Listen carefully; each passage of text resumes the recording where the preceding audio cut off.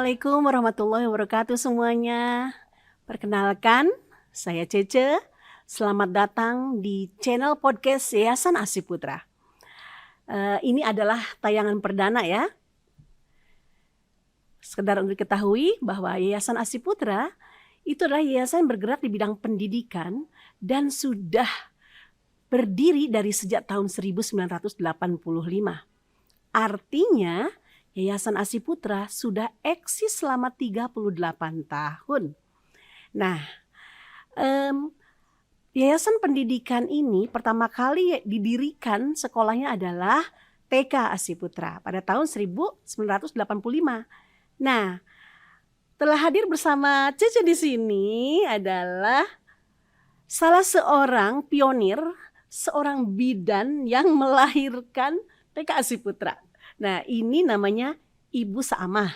Tapi kami semua manggilnya Umi. Jadi dia tuh Umi kita semua ya. Terima kasih Umi sudah hadir ya, berkenan untuk memenuhi undangan kami untuk mengisi tayang perdana ini di channel podcast Yayasan Asi Putra. Alhamdulillah, terima kasih Ce. Berarti ini yang pertama ya, Umi yang isi pertama, Masya Allah. Keren kan, Iya. Mudah-mudahan kedepannya bisa lebih maju lagi ya. Iya, Umi. Iya. Apa kabar Umi, sehat Umi? Alhamdulillah. Kan gini Mi ya, Umi itu kan dari tahun 85 ya bergabung. 86. Oh 86-nya, 86-nya Masya Allah ya udah lama banget, udah 37 tahun ya Umi ya. Nah itu Umi, coba Umi bisa Umi ceritakan ya, awal mula Umi kok tertarik sih mau jadi guru TK gitu? Ceritanya sih panjang Ce. Waktu kecil itu kan kalau sore-sore suka ngaji ya. Nah, suka ngaji. Nah, di masjid itu ada istilahnya kakak kelas itu ngajar adik kelas. Apa sih ya istilahnya ya? Tutor sebaya ya, okay, gitu. Okay. Nah, kalau dulu waktu kecil itu kita yang udah Quran sebelum asar itu udah ke masjid. Nah, kita ngajar anak-anak kecil yang baru belajar. Belajar alif bata kalau dulu alif batasa ya. Belum ada ikro, belum ada qiraat ya. Nah, baru kita ngajinya nanti sesudah maghrib. Nah, dari sana kan tertarik ya. Asik juga nih gitu ngajar anak-anak gitu. Kalau sore-sore itu sebelum asar itu anak-anak itu sudah nyamper mencek orang istilah Sundanya mah nyamper gitu ya. Kita teh kan bangga ya. Wah, disampur, dipanggil-panggil sama anak-anak kecil. Ayo kita. Tapi waktu itu manggilnya belum Umi ya? Belum, manggilnya Teteh. Teteh udah mau asar, kita masjid. Nah, dari situlah mulai tertarik, wah asik gitu ya jadi guru gitu. Ya, disenengin sama anak-anak. Nah, mulai dari situ kalau mau jadi guru berarti sekolahnya harus kemana nih? Gitu, jadi dari situ udah mulai merancang ke depannya saya mau sekolah kemana gitu ya. Iya. Jadi sebenarnya rasa tertarik Umi menjadi guru tuh dimulai dari masjid ya Mi ya? Masjid, Masya Allah luar biasa. Iya, jadi Umi tuh udah 37 tahun menjadi guru TK. Sekarang Umi masih ngajar di TK? Dan di Asi Putra terus ya? Nggak pindah-pindah? Nggak. Wah luar biasa sekali. Ini guru paling loyal, keren. Sayang banget ke Asi Putra. Masya Allah luar biasa ya. Mi, Umi sekarang masih di TK Mi? Masih di TK, cuman oleh yayasan diberi tugas juga untuk mengemban di daycare gitu. Jadi Yayasan Asi Putra udah punya daycare ya? Punya daycare. Keren banget nih. Nah ini berbicara tentang daycare ya, nggak semua yayasan pendidikan itu punya kepedulian untuk mengadakan pengasuhan anak ya dari usia berapa Mi? Usia 3 bulan. 3 bulan? 3 bulan ya, sampai 3 bulan ya. 4 tahun. 3 bulan sampai 4 tahun nih. Keren banget. Membayangkan jadi guru TK aja udah gitu. Apalagi ini usia 3 bulan ya. Kalau boleh tahu Mi ya, ini daycare ini mulai berdiri kapan Mi adanya? Kalau daycare ini berdirinya mulai 2011. 2011. Lumayan juga udah lama ya. Kemarin pandemi 2 tahun kita off dulu. Jangankan daycare, sekolah lain juga off. Dulu. Kan kalau daycare nggak mungkin ada online-nya ya. Akhirnya off dulu. Baru tahun 2023 dibuka lagi dan Umi mendapat tugas di sini sesudah dari TK. Masya Allah, iya. Sekarang jumlah muridnya ada berapa Mi di daycare? Sekarang itu jumlah muridnya 25. 25, Masya Allah. 25. Dengan berapa orang ini pengasuh Mi, pengajar? Pengasuhnya 6, alhamdulillah. 6 ya, alhamdulillah ya. Dan untuk alamatnya beda Mi ya? alamat TK dengan TK dengan daycare, beda, iya. Jadi sekarang Umi fokus di daycare ya, sebagai kepala ya, kepala daycare. Ya udah, Umi keren banget ya. Emang kalau mendidik itu harus dari hati ya Mi ya. Ini sesuai dengan moto Yayasan Asiputra ya, mendidik dengan sepenuh hati. Iya. Oke, gini ya, untuk diketahui oleh semuanya bahwa Yayasan Asiputra saat ini sudah berkembang sangat pesat ya. Dari awal hanya mendirikan TK, kemudian berkembang ada TK 2 juga ya Mi ya, karena animo masyarakat yang luar biasa. 90. Nah, kemudian juga sudah punya MI atau setingkat SD, kemudian MTS dan MA ya. Dan kampusnya menyebar ya Mi ya, di mana-mana. Alhamdulillah. Mudah-mudahan Yayasan Asiputra ke depan semakin berkembang ya Mi ya. Amin. Terus ada lagi nih Mi. Umi, coba kalau Umi ingat-ingat ya, ada nggak sih murid Umi zaman TK dulu ya yang berkesan banget gitu ya, entah baung ya, entah nakalnya, pinternya, atau cengengnya, atau mungkin apanya.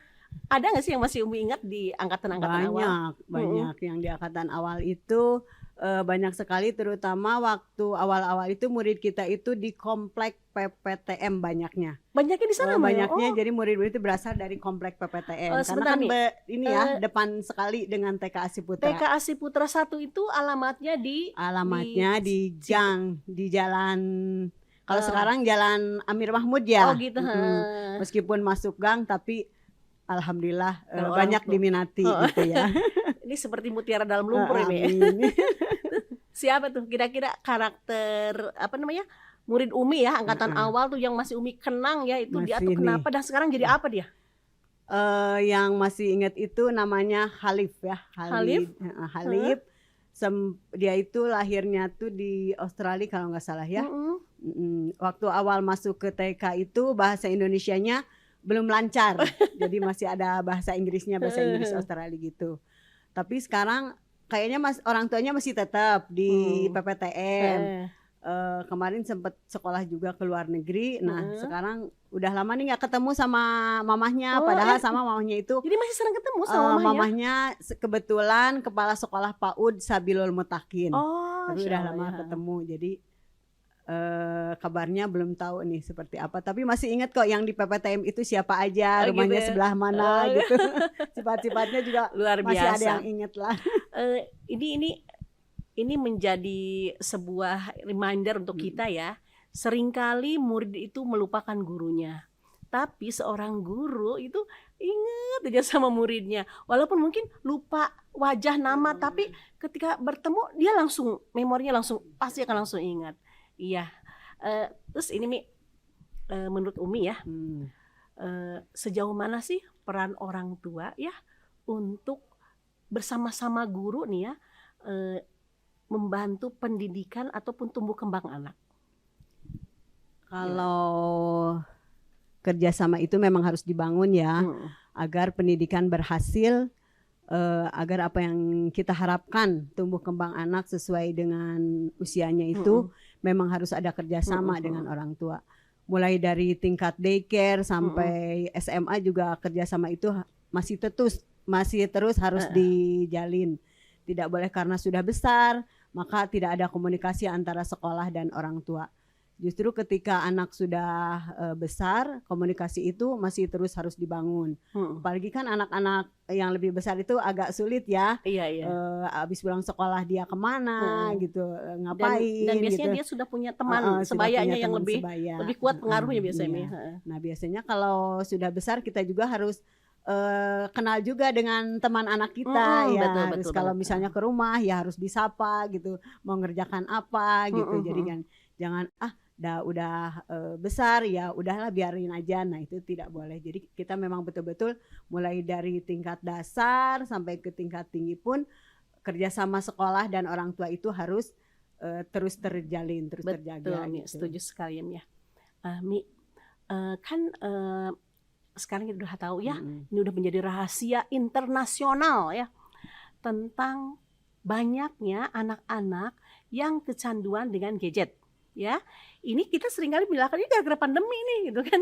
Karena pada saat pandemi kan semua orang megang Iya. HP, megang gadget karena semua pembelajaran selalu melalui online gitu kan. Nah, ini pandangan Umi bagaimana ya terhadap anak-anak yang saat ini banyak yang kecanduan dengan gadget. Gimana? Masya Allah ya. Apa asrus masya Allah apa astagfirullah ya. Iya, betul. Karena di samping ada manfaatnya juga ternyata mudaratnya Betul, banyak tentang betul, gadget betul. ini ya. Jadi kita memang tidak bisa menutupi, jangankan di tingkat level tinggi, level daycare juga kita itu butuh gadget. Tapi mungkin ya tidak dipegang sama Iya, anak betul, ya. betul. Ternyata setelah saya di daycare, banyak anak juga yang orang tuanya mengeluh anaknya belum bisa bicara. Speech delay gitu. Speech delay. Nah, setelah ditelusuri, Bun, kenapa? Dan ternyata alasannya karena dari kecil sudah diberi gadget. Masya Jadi Allah. memang mereka sudah asik gitu ya dengan gadgetnya. Mungkin karena orang tuanya juga sibuk. Saat pandemi kan WFH ya. Iya, Nah, saat pandemi WFH orang tua harus mengerjakan tugas, tidak boleh diganggu sama anaknya. Otomatis Biar anteng. anaknya biar anteng dikasih Kasih gadget. Nah, ini ya buat kita semua ini tentu saja kondisi yang sangat memprihatinkan ya. Bagaimana sebuah generasi ya Mi ya, hanya karena kita dicoba dengan musibah pandemi selama kurang lebih 2 tahun, kemudian banyak anak-anak yang ketergantungan terhadap gadget tersebut gitu.